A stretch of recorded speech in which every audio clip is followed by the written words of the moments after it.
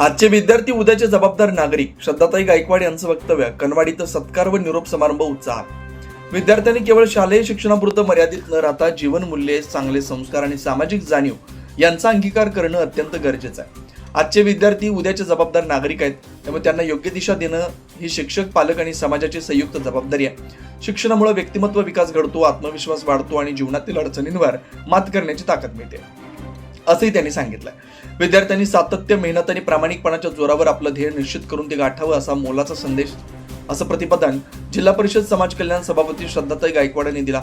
कनवाडीतील ग्रामपंचायत, उर्दू विद्या मंदिर, मराठी विद्या मंदिर तसेच सर्व अंगणवाडी यांच्या संयुक्त विद्यमानं नूतन लोकप्रतिनिधींचा सत्कार समारंभ, इयत्ता 8वीच्या विद्यार्थ्यांचा निरोप समारंभ मोठ्या उत्साहात पार पडला. या प्रसंगी श्रद्धाताई गायकवाड बोलत होत्या. यावेळी पंचायत समिती सभापती मिलिंद कुरणे, उपसभापती मनीषा कदम, जिल्हा परिषद सदस्य अमोल चव्हाण, पंचायत समिती सदस्य सीमा म्हैसाळे, दीप्ती जाधव, सय्यद मुशीर, अहमद बुखारी सरकार तसेच भवनसिंग घोरपडे सरकारांचा मान्यवरांच्या हस्ते गौरव करण्यात आला. इयत्ता 8वीच्या विद्यार्थ्यांना भावपूर्ण वातावरणात निरोप देण्यात आला. विद्यार्थ्यांच्या पुढील शैक्षणिक वाटचालीसाठी शुभेच्छा देताना उपस्थित मान्यवरांनी त्यांना प्रामाणिकपणे अभ्यास करून उज्ज्वल भविष्य घडवण्याचं मार्गदर्शन केलं.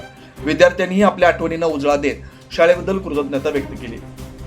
कार्यक्रमास अजिंक्य कदम, अविनाश गायकवाड, सरपंच इरफान बुरान, उपसरपंच अख्तर पटेल, चांदबुखारी इनामदार अहमद बुरान, दादा सुकुपाडे, दीपक पाटील, समीना इनामदार, शबाना सणधी, अझहर पट्टेकरी, उर्दू शाळेचे अध्यक्ष मुस्तफा बारगीर, सद्दाम बारगीर, सदस्य मेहबूब इनामदार, ताहिर इम्तियाज पटेल, हिना मुजावर, ताजनबी संधी, हानिका पट्टेकरी यांच्यासह शाळेचे मुख्याध्यापक, शिक्षक, गावातील पदाधिकारी, पालक मोठ्या संख्येने उपस्थित होते.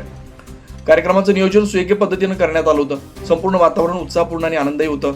ग्रामपंचायत, शाळा व अंगणवाडी यांच्या संयुक्त प्रयत्नातून हा उपक्रम यशस्वीरित्या पार पडल्याचं सर्वांनी समाधान व्यक्त केलं.